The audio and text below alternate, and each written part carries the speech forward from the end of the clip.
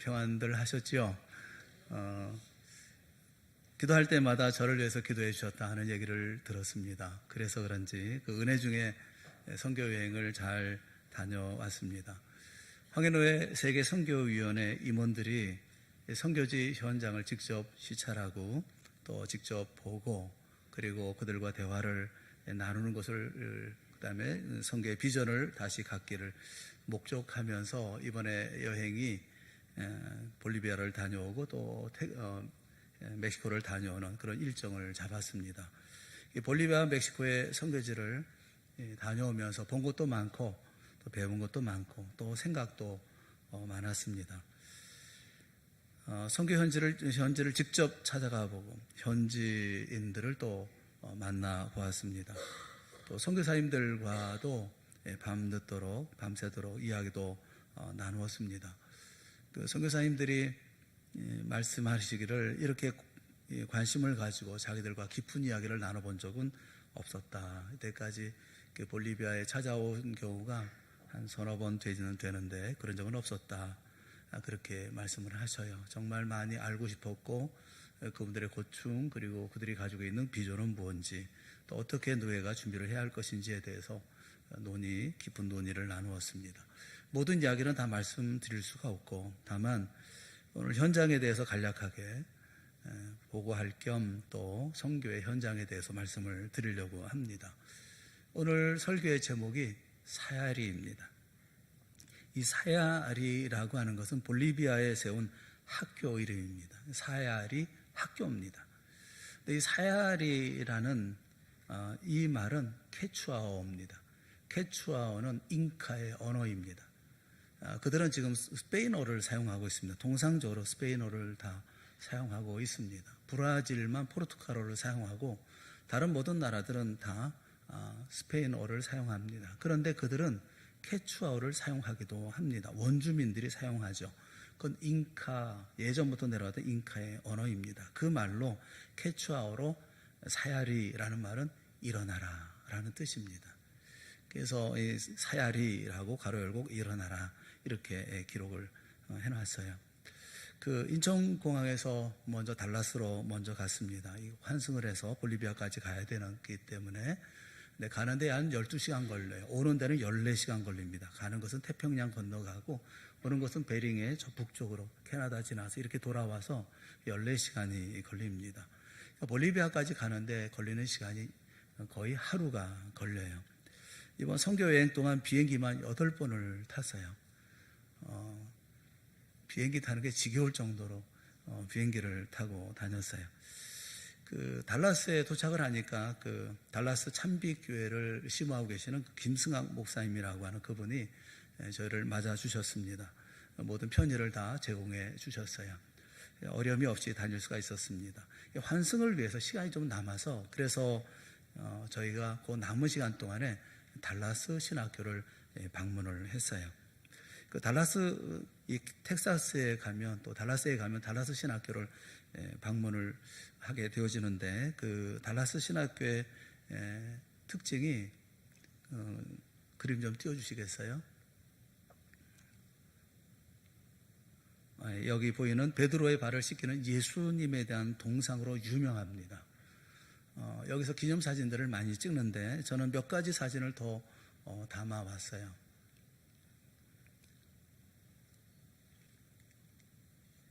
제가 익숙하지 않아서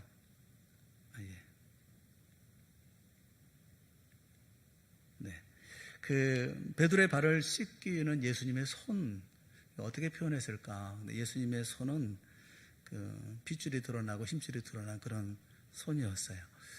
그리고 또 관심이 있었던 것은 베드로의 표정이었습니다. 베드로는 어떤 표정으로 발을 씻었을까? 베드로는 어쩔 줄 몰라 하는 그런 표정으로 당황한 표정으로 있었어요.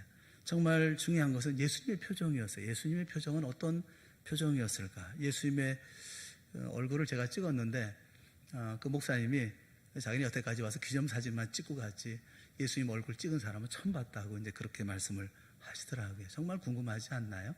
그 예수님의 표정을 어떤 표정이었을까? 인자하고 행복한 표정이었을까? 근데 그렇지 않아요. 아주 심각하고 결의에 차 있고 어떤 최선을 다하는 그런 모습의 표정이었어요. 이 땅에 오셔서 사람을 섬기는 하나님이신 예수님이 어떤 모습으로 발을 씻겼을까? 아마 이 작가의 상상이기도 했겠지만 아마도 달라스 신학교가 굉장히 열심히 공부를 시키는 곳이거든요. 그 신학생들에게 예수님의 마음을 보여주려는 것처럼 그렇게 아마 예수님의 얼굴을 단호하고 결의에 찬 그런 모습으로 베드로의 발을 씻기는 그런 모습을 만들어 놓았던 것 같습니다. 달라스에서 좀 있다가 이제 마이애미로 떠나서 마이애미의 그 산타크루즈로 가는 볼리비아 산타크루즈 가는 비행기가 있어서 그래서 마이애미에서 마이애미로 갔어요. 달라스에서 마이애미로 또 2시간 비행기를 타고 갑니다. 거기서 이제 산타크루즈로 가는 그런 비행기를 타게 되어지는데 약 1시간 정도 여유가 있어서 그래서 여유 있게 이제 그 게이트를 향해서 가다가 밥도 못 먹고 밤중이기 때문에 배도 출출하고 그래서 밥을 먹을까 뭐 좀 먹을까 그런 생각을 가지고 이렇게 찾아보다가 그래도 일단 게이트보다 먼저 가야 되겠다 해가지고 게이트를 먼저 찾아갔어요. 찾아갔더니 보니까 벌써 다 비행기를 탔어요. 저희가 맨 마지막으로 비행기를 타게 됐어요. 왜 그러냐면 달라스하고 이 마이애미는 1시간 시차가 있는 거예요. 1시간 여유가 있는 게 아니라 빠듯한 거예요. 막 달려가고 뛰어가야 탈 수가 있었는데 우리 밥 먹었으면 볼리비아 다 갔어요. 그냥 뭘 알아야 되는데 이 산타크루즈로 저희가 이제 비행기를 타고 갔습니다만은 왜 그렇게 뺑뺑 돌아가느냐?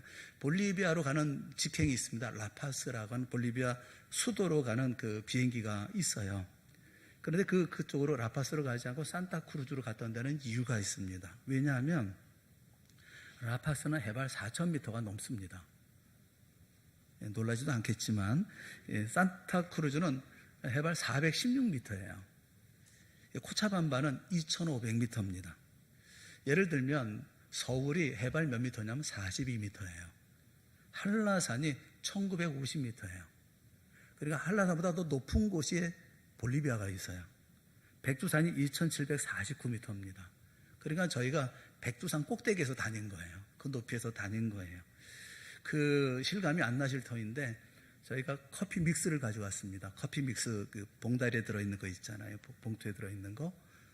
거기 가서 이렇게 열어보니까 커피가 다 빵빵해지는 거예요. 커피 믹서가.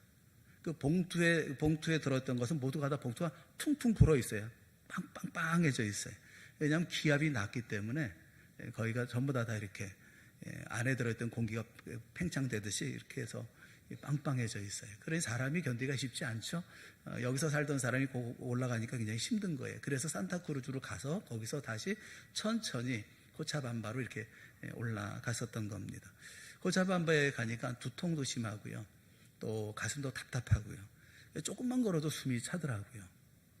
조금 걷는데 왜 이렇게 숨이 찰까 생각해 보니까 거기가 거의 2,500, 3,000 고지에 있는 그런 곳이에요. 그래서 약을 먹었습니다. 아스피린을 준비해 가지고 갔고 또 거기서 주는 약들도 있더라고요.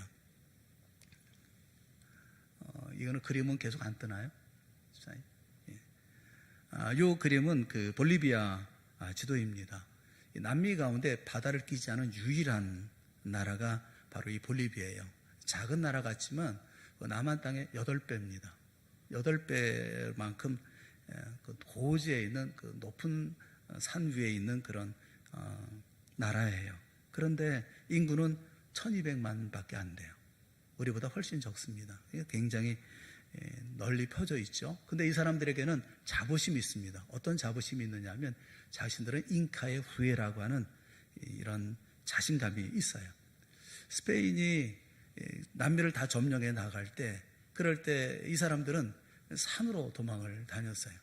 근데 산으로 도망 다니는데 먹을 것도 없는데 어떻게 다녔을까? 그 코카라고 하는 나무가 있습니다. 코카라는 나무에 잎을 씹어 먹으면서 그런데 코카 잎을 씹으면 그 배고프지도 않고 졸리지도 않다고 그래요.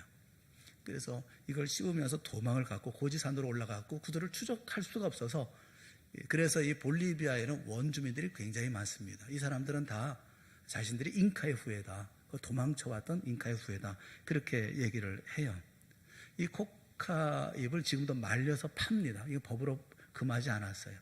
다 말려가지고 길거리에 보면 쭉 널어서 이제 말립니다. 그래서 그걸 팝니다. 운전기사가 먼 거리를 가려고 하면 이 코카잎을 사요. 그래서 그걸 씹으면서 그러면서 이제 운전을 해요. 졸리지도 않고 그러니까 계속 씹습니다. 그래서 힘든 일을 하는 사람들이 이 코카잎을 씹어요.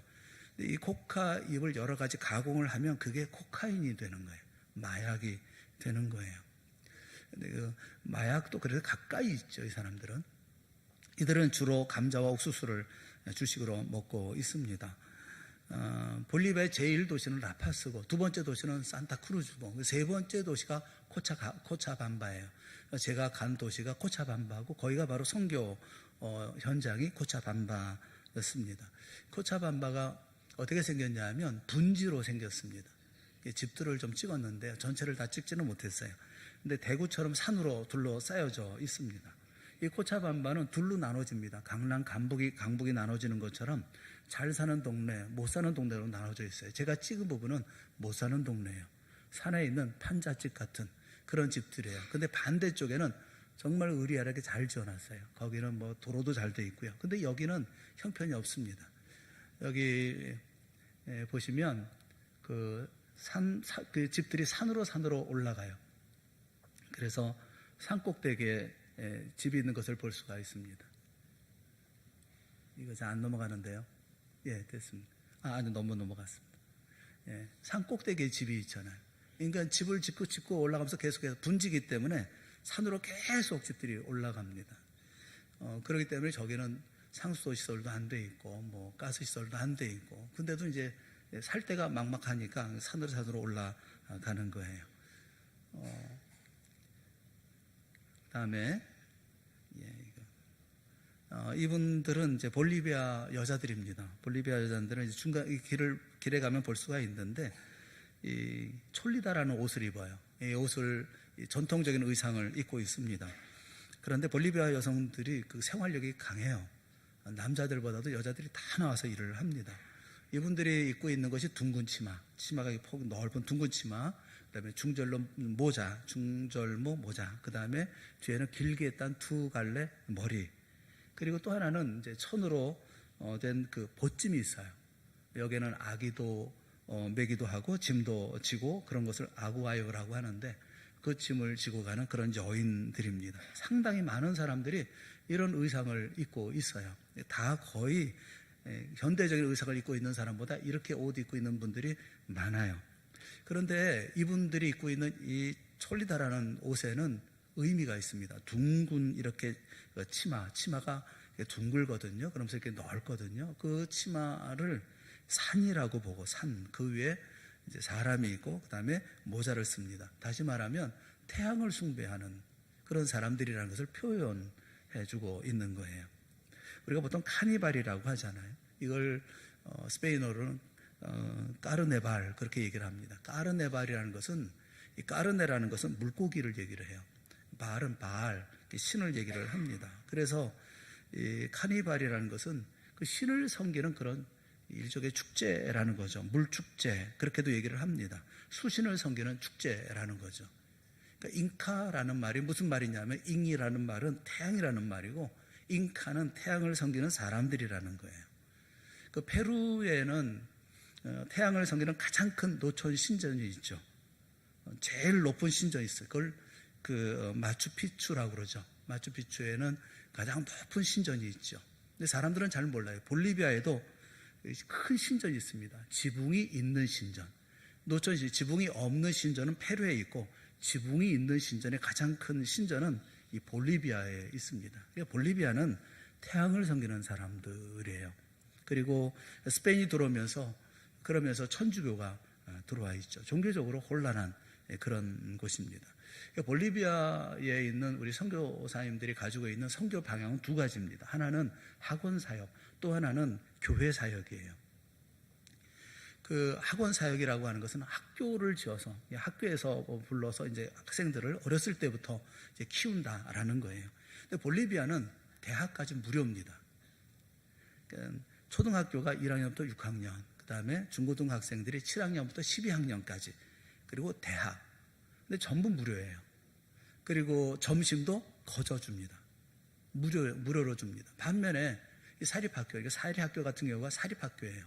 사립학교가 몇 군데 있는데 사립학교는 월 $200 내지 $400 수업료를 내야 돼요. 그런데 왜 이 사립학교가 어떻게 건재할 수가 있을까요? 이 코차밤바에 국립대학이 있습니다. 산시몬이라는 국립대학이 있는데 이 산시몬이라는 국립대학에 그 학생 수가 얼마냐면 6만 5천 명이 다닙니다. 그러니까 이 학교도 크지만 그 학교 내에 있는 학생들의 수가 6만 5천 명이에요. 졸업을 안 해요. 여기는 수업료도 없고요. 점심도 거둬주고요. 왜 졸업을 안 하느냐면 졸업하고 나가면 할 일이 없어요. 갈 데가 없어요. 그러니까 계속 학생들이 적체돼요. 한 대학에 있는 학생 수가 6만 5천 명이나 됩니다. 지금 대통령이 에보 모랄레스라고 하는 분인데 이분이 원주민 출신이에요. 그래서 원주민 출신이고 사회주의자입니다. 얼마 전에 사회주의 그 법을 개헌을 했죠. 이분이 하는 일이 모든 사립학교를 문 닫게 하는 거예요. 그래서 공립학교에 전부 다 이렇게 무료로 하는 것입니다. 무료로 해서 공립학교로 다 모으려고 그러는 거예요. 사립학교에 계속 압박을 해요. 결국 이 사립학교가 신학교도 있었거든요. 단과대학처럼 했는데 이 신학교도 문 닫게 했습니다. 이 종교적인 형편은 이 볼리비아가 어렵고 힘들기 때문에 경제적으로 어렵고 힘들면 반드시 들어오는 게 이단이에요. 지금 이단으로 물러나고 그리고 개신교 중에 가장 극성을 떠는 게 이제 오순절 교회들이 거기 많이 들어와 있어요. 거기 들어와서 하는 얘기가 이빨이 금리빨이 된다는 등 그런 얘기. 거기서 지금도 계속 그 얘기를 하고 또 그런 식으로 이제 포교를 하고 있어요. 반면에 장로교는 제일 적습니다. 그래서 저희들이 시작한 것이 이제 사회학교를 시작을 했던 것입니다. 이 사회학교에서 찍은 사진이 있는데요. 여러분이 보시기에 맨 오른쪽에 있는 분이 그 윤대영 선교사라고 해요. 그 옆에 있는 부인이 그 옆에 있는 분이 김혜영 선교사고 그 옆에 배 나오고 늙은 그 사람이 서성배 목사고 같이 갔던 목사고 그 옆에 있는 친구는 그 박정철 선교사의 둘째 아들입니다. 고등학교 2학년짜리 현진이라고 둘째 아들이고 나중에 아빠들을 이어서 선교사가 되겠다고 하는 그 아이고 그 옆에는 이제 박정철 선교사고 그리고 그 옆에는 여러분 잘 아시는 저입니다. 그리고 그 옆에 또 권현순 선교사라고 박정철 선교사 부인이고 밑에 그 옆에는 또 우리 함께 갔던 그 장로님이셔요. 맨 왼쪽에 있는 분이 함께 갔던 장로님이십니다. 그 박정철 선교사님은 학교를 담당하고 있습니다. 이 사회리 학교를 담당하고 있고 윤대영 선교사님은 이 교회를 담당하고 있어요. 윤대영 선교사님하고 만남이 좀 독특해요. 저를 만나서 목사님 혹시 그 선교사를 파송할 때 목사님이 그때 예배드리지 않으셨습니까? 그런 얘기를 해서 글쎄 잘 모르겠다 그랬더니 목사님이 그때 선교사를 파송하면서 설교했던 제목이 부득이하여라는 제목이었습니다. 그렇게 얘기를 하더라고요. 그러고 보니까 생각이 나요. 사무엘상 13장에 있는 그 사울이 부득이해서 사무엘이 오지 않아서 자기가 제사를 드렸다고 하는 그 내용 부득이하여라는 제목을 가지고 설교를 했었어요. 그러면서 부득이하여란 말 하지 마라. 하나님 말씀대로 순종해라. 그렇게 얘기를 했는데 그때 목사님이 하셨던 말씀이 있어요. 2080이라는 그 예화를 들어주셨습니다. 그러면서 얘기를 하더라고요. 하나로 샴푸라고 해가지고 샴푸, 린스, 트리트먼트가 하나로 된 제품 히트시키고 또 20개의 치약을 80세까지 보존해 준다는 의미에서 2080이라는 치약을 기획해서 짧은 상표명에 많은 정보와 메시지를 집어넣었던 사람, 또 이동통신 마케팅을 담당해서 시장 점유율을 1위로 끌어올렸던 사람은 조소환이라는 사람입니다. 그 사람 얘기를 해줬거든요. 조소환 씨는 23살의 나이에 육군 소위로 임관했습니다. 임관한 그 해에 수류탄 사고로 오른손을 잃고 말았어요. 그때 고통을 어떻게 표현하느냐면 마치 뇌가 깡통 찌그러지는 듯하는 줄어드는 듯한 그런 아픔을 느꼈다. 근데 그 고통에 기절했는데 깨어나 보니까 병원이 있더라는 거예요. 그에게는 여자친구가 하나 있었는데 어렵게 연락했던 그 여자친구가 아예 병원 근처로 이사를 와서 간호에 전념했다는 것입니다. 하루는 그녀의 아버지가 자기 딸을 끌고 가기 위해서 병원을 찾아왔어요. 그리고는 딸을 향해서 저놈 아내 할래? 아니면 내 딸 할래? 이러면서 이제 큰 소리로 말씀하고 있는데, 이런 아버지의 말에 여자친구는 침착하게 그렇게 대답했다고 합니다. 만약 아버지가 사고로 한쪽 팔을 잃었다고 하면 어머니가 어떤 태도를 보이시기를 원하십니까? 한쪽 팔 없는 남자하고는 살 수 없다고 하면서 집을 나가 재혼하기를 원하십니까? 아니면 나는 당신의 팔을 사랑한 것이 아니라 당신을 사랑했어요 하고 곁에 있어주기를 원하십니까? 이렇게 대답을 했대요. 그 말에 정작 감동한 사람은 조소한 씨였어요. 그때 마음에 결심을 했다고 합니다. 내 평생 이 여자 하나만은 행복하게 해줘야 되겠다. 그런 마음에 결심을 했다고 그래요. 그 후에 영문학과에 가기로 결심하고 병실에서 이 편입시험 공부를 하는데 영어 문장을 3번만 읽으면 읽기만 해도 외졌다고 그래요. 왜 읽겠어요? 내가 이 여자를 행복하게 해줘야 되겠다는 일념으로 공부하니까 쉽게 암기가 되더라는 거예요. 그리고 그런 일들을 마케팅하는 그런 부서에서 이 일들을 했다는 것입니다. 제가 그 얘기를 하면서 더는 부득이해서 그럴 수밖에 없어서 할 수 없어서 당신도 그 상황에는 어쩔 수 없었을 것이라는 따위의 말은 머릿속에서 지워버려라. 선교사로 나가면서 이것 때문에 저것 때문에 이런 말 하지 말아라. 맡은 자에게 구할 것은 충성이라고 하셨다. 우리에게는 상황과는 상관없이 순종만 있을 뿐이다. 나만을 사랑하겠다는 한 여인을 위해서도 이런 집중력을 가질 수 있다고 한다면 주님을 향한 당연한 집중력이 우리에게 있어야 할 것이 아니냐. 더 이상 변명하지 마라. 더 이상 핑계하지 마라. 더 이상 누구 탓도 하지 말아라. 하나님 우리를 세우신 분이고 우리는 다만 우리에게 주어진 길을 그저 순종하며 갈 뿐인 것이다. 그렇게 설교했었는데 그걸 기억하고 있더라고요. 벌써 오래전 이야기인데 그걸 기억하고 있더라고요. 그 윤대영 선교사님과의 만남이 그렇게 있었어요.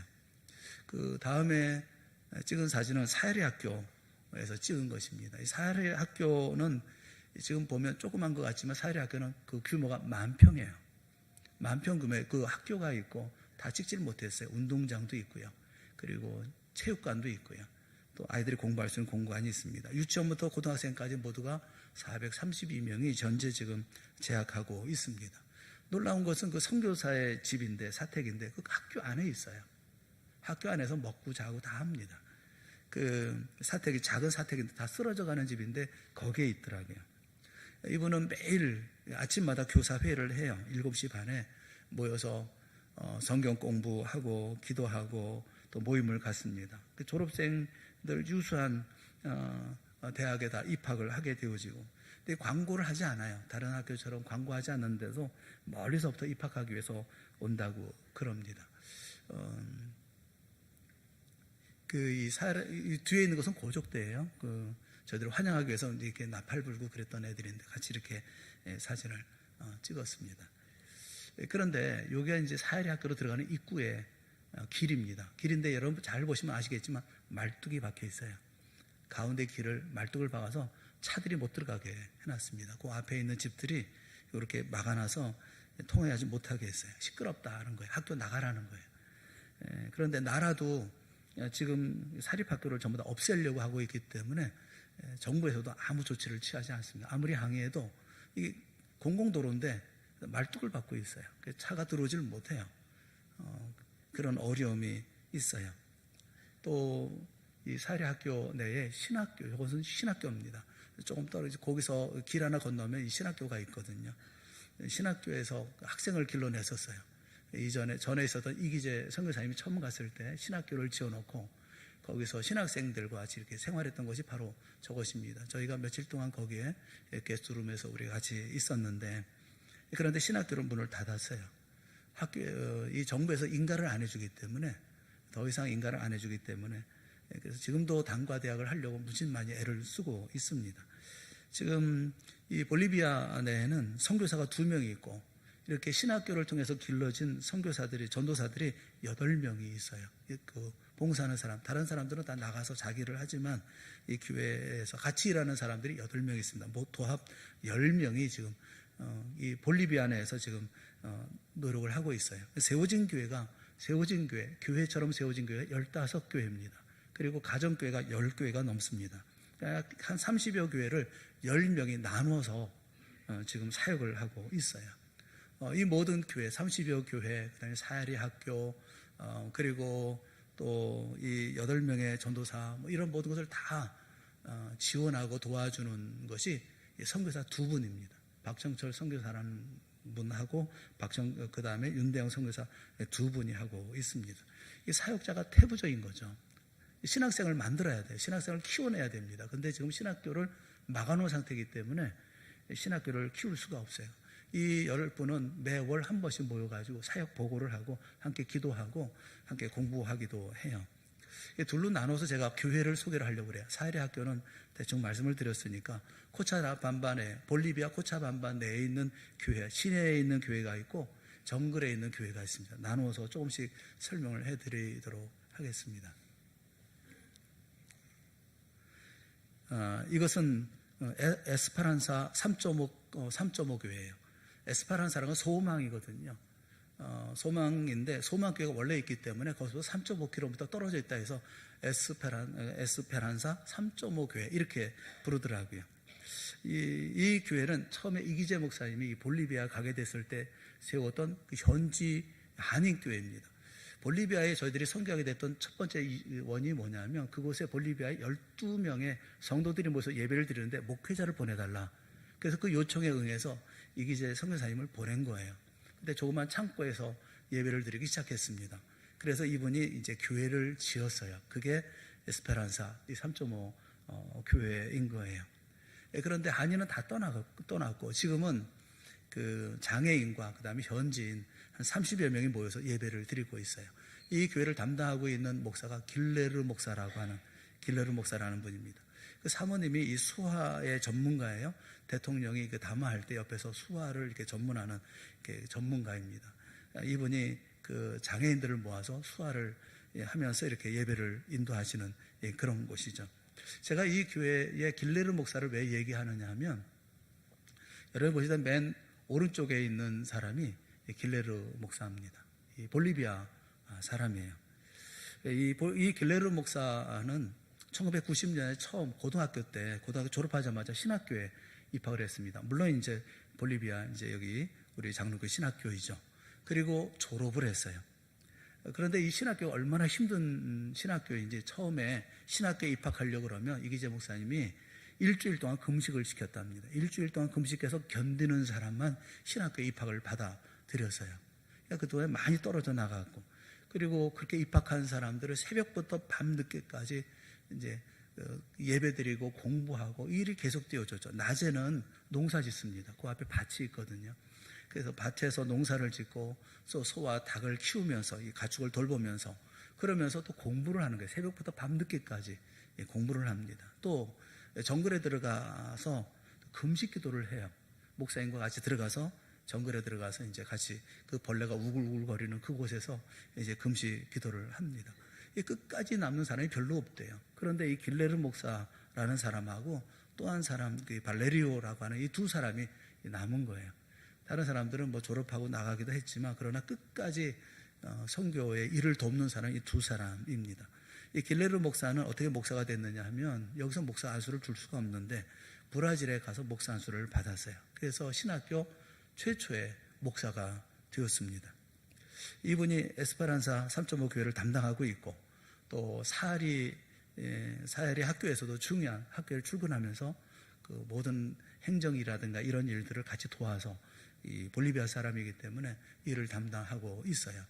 저희 노에서도 이분을 잘 세우려고 하는 그런 마음을 가지고 있습니다. 이것이 에스페란사 3.5 교회라는 것이고요. 그 다음에 소개할 교회는 다 호름해진 것 같지만 산호르헤 교회입니다. 산호르헤 교회라고 이건 후안 전도사라는 분이 이제 담당하고 있어요. 한 15명 정도 성도가 출석을 하고 있는데 이게 총회 장로회 연합회에서 지원해서 지은 교회예요. 허름한 것 같지만 더 중요한 것은 뭐냐면 그 옆에 땅이 있어요. 지금 여러분이 보시는 그 왼쪽 편으로 이 큰 땅이 있습니다. 10,000평의 땅이 있습니다. 그 땅. 거기에 전부 다 옥수수를 심고 있어요. 그 땅에다가 원래 계획이 뭐냐면 의대를 건축하려고 했던 거예요. 아직 그 계획이 지금 이루어지지 못하고 있어서 이제 기도하고 있다고 그래요. 거기에 볼리비아의 의과 단과 대학을 세우겠다. 그래서 지금 거기에 옥수수를 다 심고 있지만 어느 때가 되면 그 땅을 이제 그 대학으로 세우겠다. 그 길만 열리면 그렇게 하겠다. 이 성교의 비전을 가지고 있습니다. 그래서 산 호르헤 교회, 그다음에 중요한 교회가 있습니다. 여러분이 꼭 아셔야 되는 교회가 있어요. 이게 교회로 들어가는 담장입니다. 그 교회 담장에 이름이 붙어 있습니다. 베델 파즈 교회. 그러니까 베델은 하나님의 집이죠. 파즈라고 해서 평화거든요. 평화의 하나님의 집, 이런 뜻을 가지고 있어요. 이 베델 파즈 교회는 이기재 선교사님이 개척하고, 그리고 그것을 누가 그 교회를 담당했냐면 김두현 선교사님이 담당하고 있었습니다. 우리 교회에서 지원하고 있어요. 볼리비아 김두현 목사님을 좀 지원하고 있습니다. 이것이 이제 그 전경입니다. 교회 전경입니다. 지금은 박정철 선교사님, 그 학교를 담당하고 있는 교장인 박정철 선교사님이 이 교회를 담당하고 있어요. 작년이 20명이고 어린이가 한 30명, 한 50명 교회를 이루고 있습니다. 그런데 여러분, 이 교회 기억하시나요? 처음 보나요? 베델파즈. 여러분, 이 교회에서 기도하셔야 돼요. 왜냐하면 이 교회는 동산교회가 지은 교회예요. 여러분이 지은 교회예요. 이기재 목사님이 개척하고 난 다음에 김두현 선교사님이 이 교회를 맡고 교회를 건축하려는데 건축 자금이 없어요. 건축 자금이 없어서 그래서 요청했던 것이 동산교회고, 동산교회에서 그때 $10,000를 보냈어요. 그 돈 가지고 이 교회를 세웠어요. 이게 베델 파즈 교회라고 하는 교회입니다. 박정철 선교사님이 지금 담당하고 있는, 그래서 이 건축의 결정적인 역할을 한 것은 광명 동산교회. 지금도 그렇게 얘기하고 있어요. 제가 동산교회에서 왔다 그러니까 너무너무 반가워하고 그러더라고요. 교인들이 나와서 환영해주고 그랬었거든요. 꼭 기억하셔야 돼요. 무슨 교회? 베델 파즈 교회. 이 교회는 우리가 지은 교회예요. 동산교회가 지은 교회예요. 그걸 모르고 있으면 되겠어요? 물론 김두현 목사님은 이제 선교사님이 이것을 떠났어요. 떠나서 이제 지금은 이제 다른 일을 하고 계십니다. 지금 이 같이 찍은 이제 분이 김두현 선교사님과 그 사모님하고 같이 사진을 찍었어요. 김두현 선교사님은 지금은 이제 교회 사역을 안 하고 방송 선교 사역을 하십니다. 신학교를 막아놨기 때문에 신학교의 사업을 할 수가 없어요. 그래서 학생들에게 컴퓨터를 제공하고 교재를 나눠주고, 그다음에 계속해서 이제 시험을 치르고, 그래서 이분으로 하여금 이렇게 그 신학 공부를 계속할 수 있도록, 공부를 하고 싶은데 할 수 없는 사람들에게 그렇게 하고 있어요. 지금 3년째 되고 있는데 첫 번째는 1명이 졸업했고, 두 번째는 10명이 졸업했고, 현재는 11명이 공부 중에 있다고 합니다. 여러분 기도해 주세요. 또 그 다음에 개척 사역을 하고 있고 학원 사역을 하고 있다고 그래요. 함께 모여서 식사하고 그 다음에 같이 기념체를 한번 하고, 제가 우리 성도들에게 얼굴 한번 보여주세요. 그러면서 제가 사진 한번 찍어가지고 왔습니다. 요거는 이제 아까 베델파즈 교회 성도들이 저를 환영해서 선물도 주고 그런 거예요. 선물은 저한테 준 거예요. 여러분 준 게 아니라 나에게 준.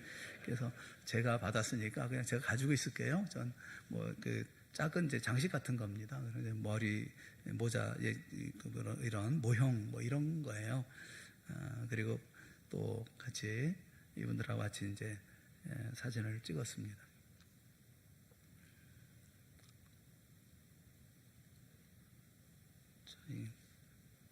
이게 다 같이 이제 그 뒤에 이제 있는 분들은 좀 기다렸던 그런 분들입니다.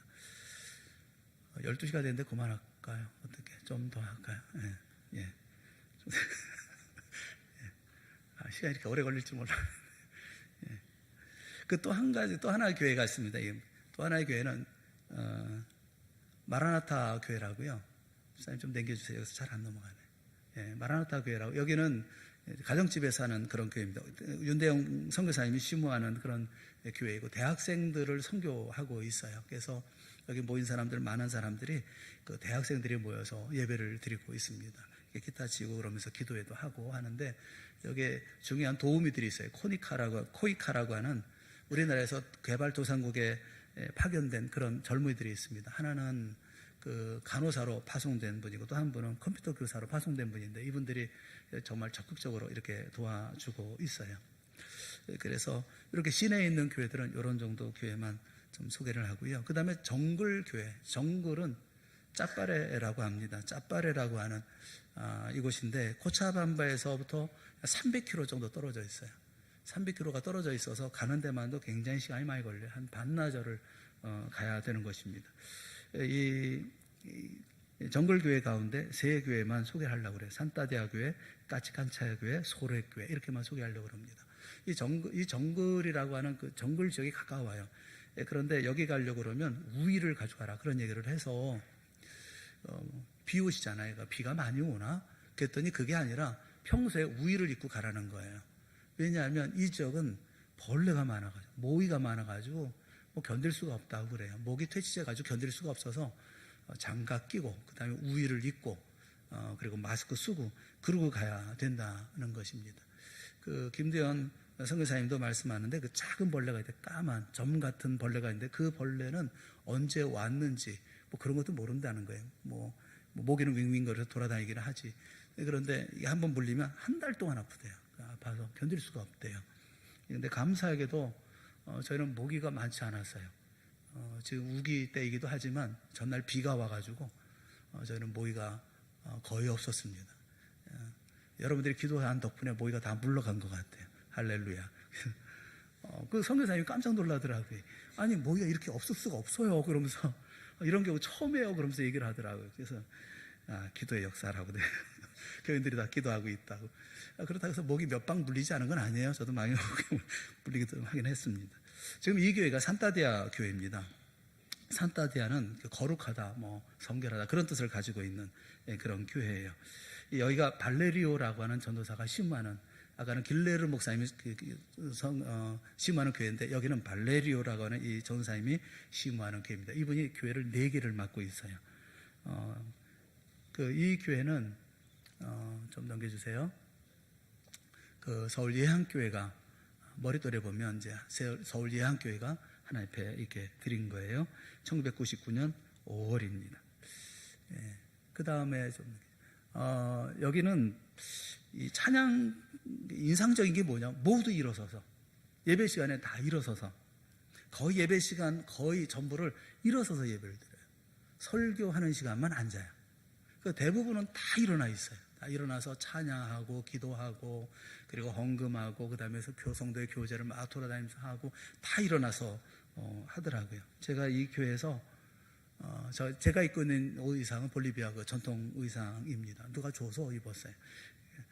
그리고 거기서 이제 제가 설교를 했어요.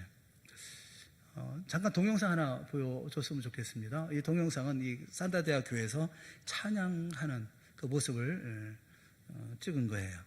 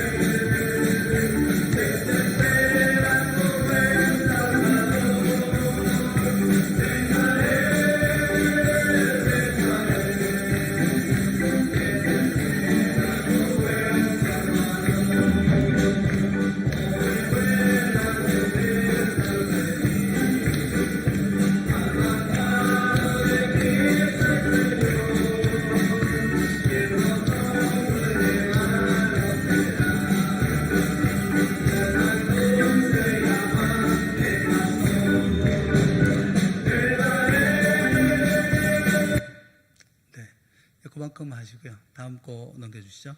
여기 리드 싱어가 그 에르랑이라고 하는 그 청년입니다. 그리고 드럼도 지금은 이제 오전 예배 시간에 한 것이라서 다음으로 넘겨주세요.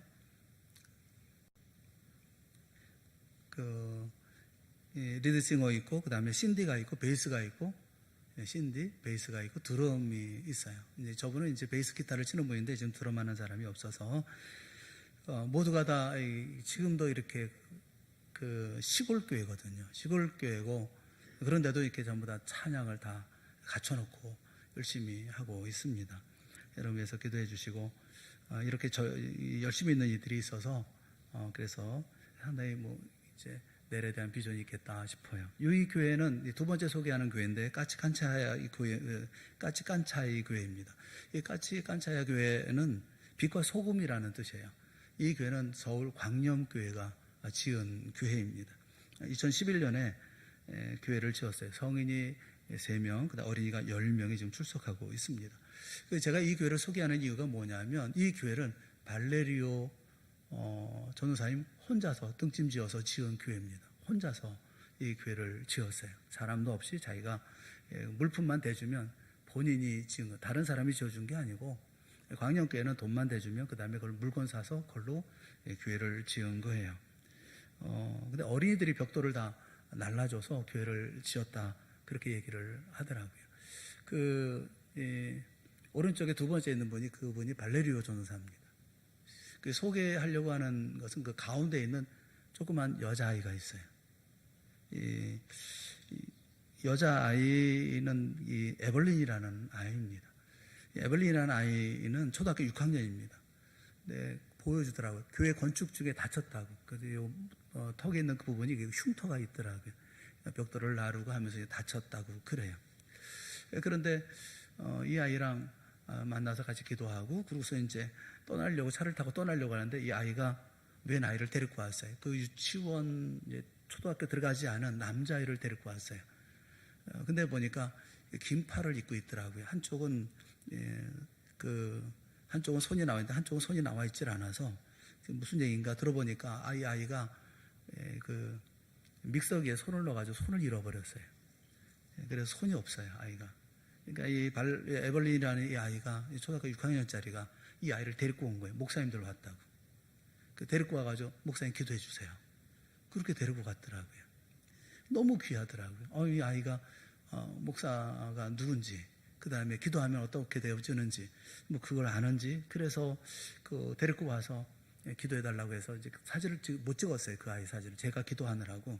그래서 아이를 위해서 간절하게 기도하고, 그 에벌린이라는 아이에게 얘기를 했어요. 여기서 믿음생활 잘해서 너 이 까치카차이 교회, 이 광영교회, 이 교회에 믿음의 지도자가 꼭 되라. 그렇게 당부하고 기도해주고 그러고 왔어요. 이 시골 정글 속에 이런 아이들이 자라고 있더라고요. 믿음의 아이들이 자라고 있더라고요. 또 하나 소개하려고 하는 교회는 이 소래교회입니다. 이름이 소래교회예요. 작년 6명이고 어린이가 15명 정도 출석하고 있는 교회인데 왜 소래교회라고 지었냐면 한국에 소래교회가 있습니다. 1883년에 황해도 장영군에 우리 손으로 직접 지은 첫 번째 교회가 있어요. 우리 손으로 지은 교회가 있습니다. 기역자 형의 교회로 서경조, 서상윤 형제가 황해도 송천리에 교회를 지었어요. 그게 소래교회입니다. 근데 이 교회가 볼리비아 사람들 손으로 지은 거예요. 아무도 도와준 게 없어요.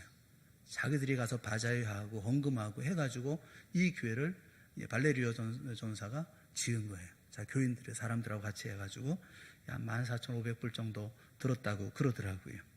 여기 교회가 있는 이유가 뭐냐면 그 옆에 이칠로 강이라고 하는 강이 있습니다. 이 강이 있는데 이 강이 아마존강으로 합류를 해요.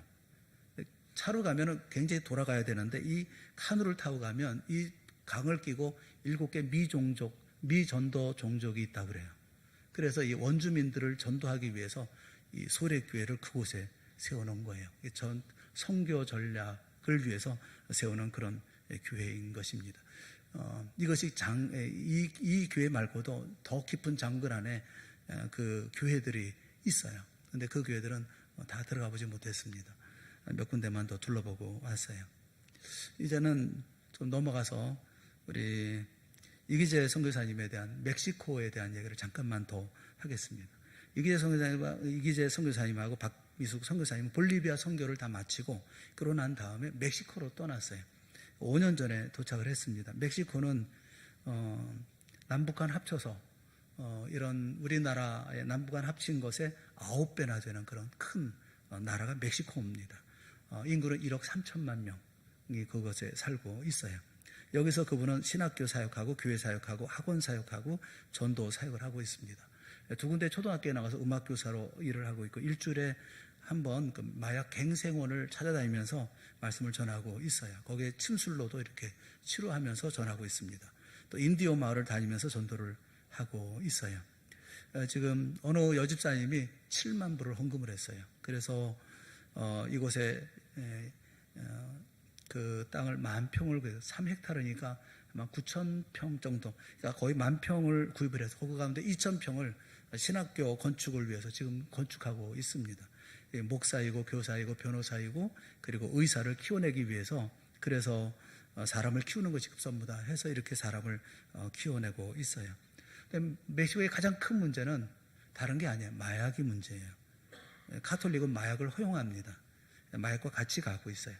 근데 멕시코의 카르텔 이 집단은 비행기나 잠수함도 가지고 있다고 그럽니다. 근데 이들은 마을에서 이 사람들에게 존경을 받고 있어요. 왜냐하면 고아원이나 양로원이나 학교를 지원하고 길도 만들어주고 있고 또 그러기 때문에 이들을 찬양하는 노래까지 있다고 그래요. 아이들 때부터 마약을 합니다. 선교사님이 거주하는 이 짜파레라고 하는 이 지역에만 7개 마약 갱생원이 있어요. 저는 이제 그 마약 갱생원에 좀 같이 다녀왔습니다. 이 사람들이 마약 갱생원에 있는 사람들이에요. 마약하던 사람들, 폭력, 이렇게 해서 담장 높이 해가지고 아무도 나가지 못하도록 딱 막아놓은, 그래서 그 안에 생활하는 그런 사람들이에요. 근데 이분들 모아놓고 이제 전도를 합니다. 말씀을 전합니다. 이들이 찬양하는 게 있어요. 이들이 부르는 노래가 있는데 그 노래가 뭐냐면 천국에 대한 노래예요. 흰옷을 입고 천국에 간다, 면류관을 쓰고 천국에 간다, 그런 노래예요. 잠깐 동영상 한 30초 정도 되는데 한번 좀 들어주시죠.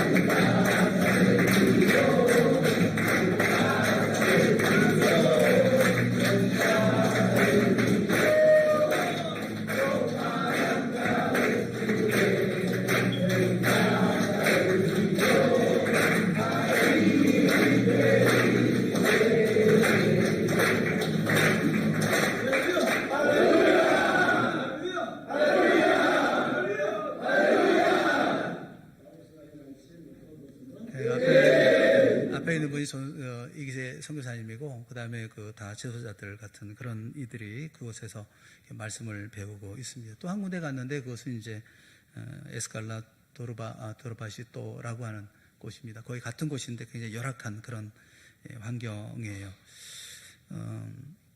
오늘 우리가 불렀던 예배 시간에 찬송, 그것이 바로 이제 에스칼라라고 하는 그런 곳입니다. 여기 건물 하나에 그냥 여기서 먹고 자고 다 하고 있어요. 이 사람들이 다 이렇게 생활을 하고 있습니다.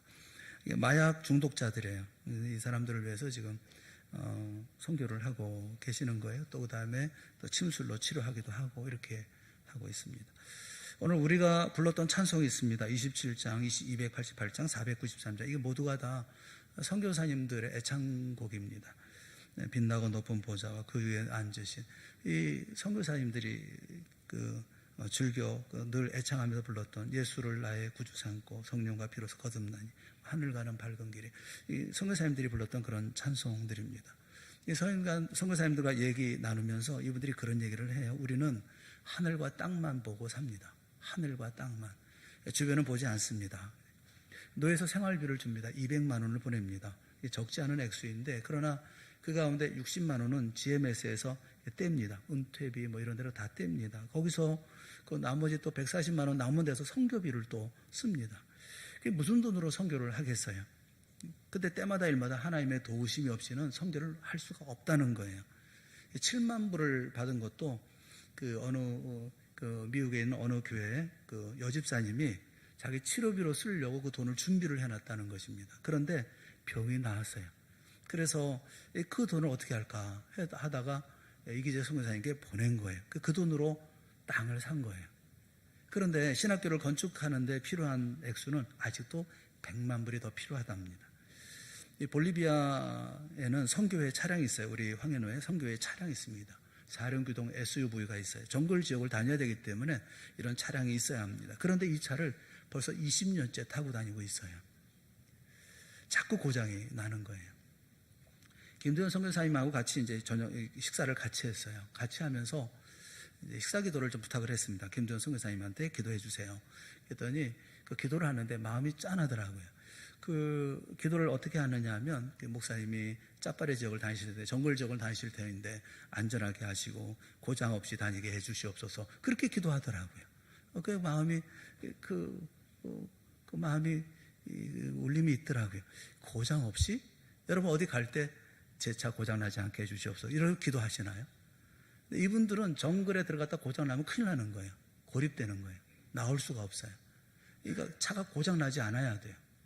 그리고 또 어느 곳에 가든지 차가 무사히 잘 다녀야 합니다. 그런데 볼리비아를 제가 떠날 때 선교회 차량이 고장이 나가지고 고치는 거, 수리하는 것을 보고 볼리비아를 떠났어요. 그 중고 차도 3천만 원이 된다고 그래요. 볼리비아는 차값이 비쌉니다. 이게 감당이 안 되는 거죠. 그런데 선교사님들은 걱정하지 않아요. 이제까지 하나님이 주셨으니 하나님이 또 주실 줄로 믿는 거죠.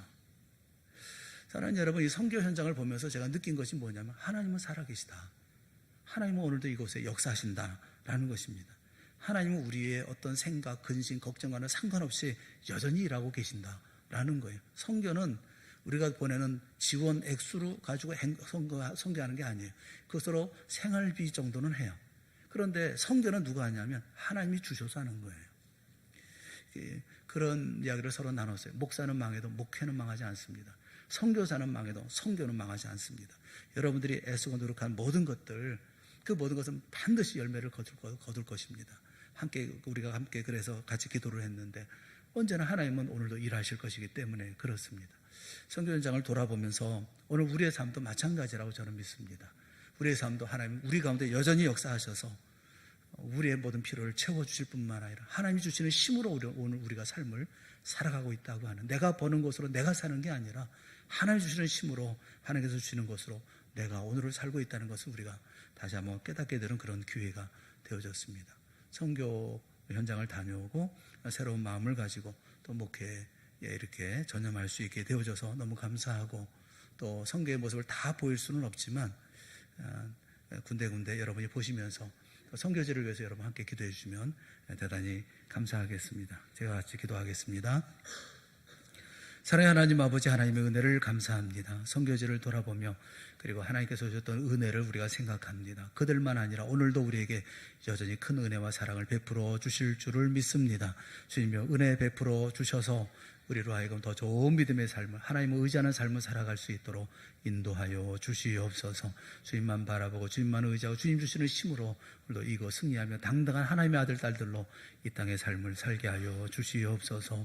예수님의 이름으로 기도드리옵나이다. 아멘.